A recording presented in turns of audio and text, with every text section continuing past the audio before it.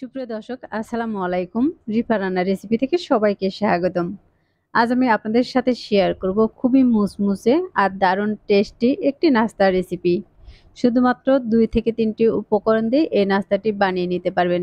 আর এই নাস্তাটি বানানোর পরে কিন্তু দেখে সবাই অবাক হয়ে যাবে। আশা করছি আমার আজকের রেসিপি আপনাদের কাছে খুবই ভালো লাগবে।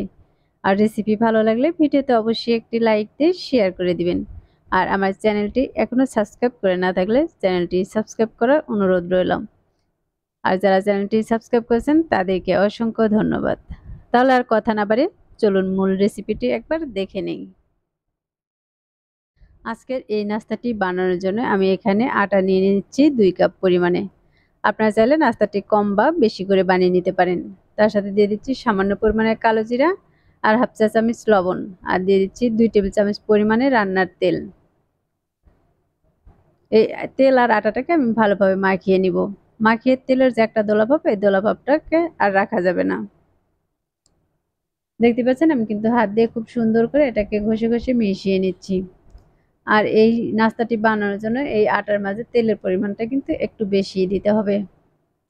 আমি কিন্তু ২ টেবিল চামচ একদম ভর্তি করে দিয়ে দিয়েছি। আমি আটাটাকে খুব ভালোভাবে মাখিয়ে নিয়েছি। এখন কিন্তু এই আটার মাঝে আর কোনো রকম দোলাভাব নেই, সবগুলো কিন্তু ঝুরা হয়ে গেছে। এখন এর মাঝে দিয়ে দিব আমি ১ কাপ পরিমাণে পানি। পানিটাকে আমি একবারে দিব না, একটু একটু করে পানি দিয়ে দিব। এখানে আমার যেহেতু তেল ব্যবহার করেছি, এখানে ১ কাপ পানি নাও লাগতে পারে। আর কতটুকু পানি লেগেছে তাও আপনাদেরকে দেখিয়ে দিব। আমি কিন্তু ১ কাপ পানি পুরোটা দেইনি, কিছুটা পানি রয়ে গেছে। আমি এটাকে আরো ভালোভাবে মাখিয়ে নিচ্ছি, আর মাখিয়ে একটি সফট ডো তৈরি করে নিব।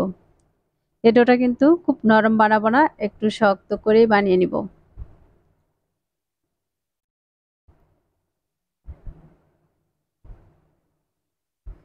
আমি আটাটাকে খুব ভালোভাবে মাখিয়ে নিচ্ছি। আর এটা দেখতেই পাচ্ছেন মাখানোর সময় কিন্তু একটু শক্ত দেখা যাচ্ছে।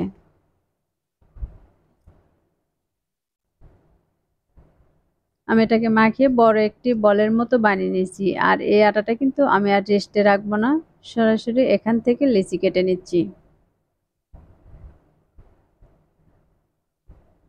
এই ২ কাপ আটা থেকে আমি ৩টি লেচি কেটে নিচ্ছি। এই রুটিটা বড় হলেও কিন্তু কোনো সমস্যা নেই।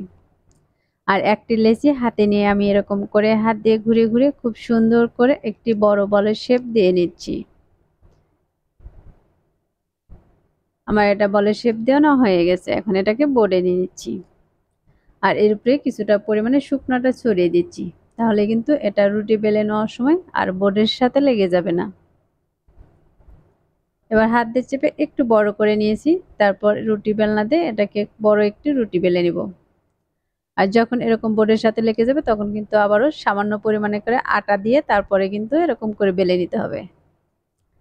দেখতে পাচ্ছেন আমি কিন্তু অনেকটা বড় করে এই রুটিটাকে বেলে নিয়েছি।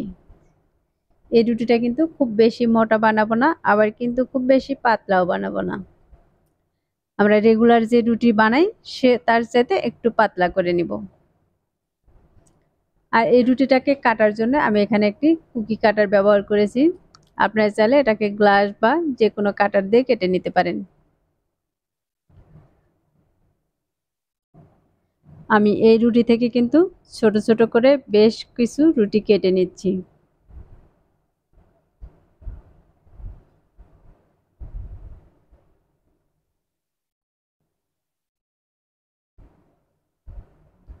এখানে যতগুলো কেটে নেওয়া যাবে আমি কিন্তু ততগুলো কেটে নিয়েছি। এখন সাইডের যে বাড়তি অংশটা আছে এটাকে আমি উঠিয়ে নিচ্ছি। আর উঠিয়ে এটা কিন্তু আমি ফেলে দিব না, এগুলোকে বেলে আবার রুটি বেলে এরকম করে কেটে নিব। এবার একটি রুটির মাঝে এরকম করে মাঝ বরাবর সামান্য পরিমাণে পানি দিয়ে দিচ্ছি। তাহলে এটা ভাজার সময় আর কিন্তু খুলে যাবে না। আপনারা একইভাবে কিন্তু ৪ থেকে ৫টি রুটি এভাবে দিয়ে দিতে পারেন।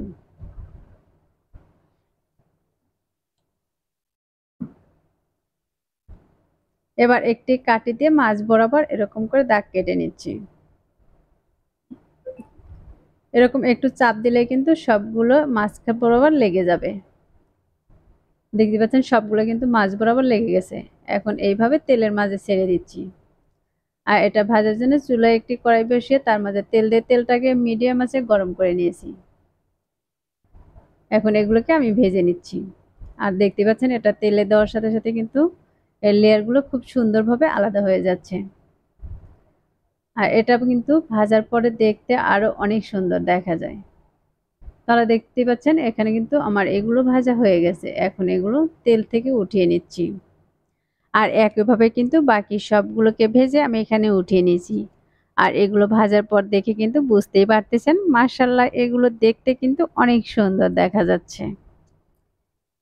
এই নাস্তাগুলো দেখতে যেমন আকর্ষণীয় হয়েছে আর খেতেও কিন্তু খুবই টেস্টি। আশা করছি আমার আজকের রেসিপি আপনাদের কাছে খুবই ভালো লেগেছে। রেসিপিটি ভালো লাগলে ভিডিওতে অবশ্যই একটি লাইক দিয়ে বেশি বেশি শেয়ার করা অনুরোধ রইল। আর আমার চ্যানেলটি এখনো সাবস্ক্রাইব করে না থাকলে চ্যানেলটি সাবস্ক্রাইব করে পাশে থাকা বেল আইকনটি অন করে রাখবেন। তাহলে আমার প্রতিদিনের নতুন নতুন রেসিপিগুলো আপনার কাছে খুব সহজে পৌঁছে যাবে। তাহলে আজ এ পর্যন্তই। সবাই ভালো থাকবেন, সুস্থ থাকবেন। আল্লাহ হাফেজ।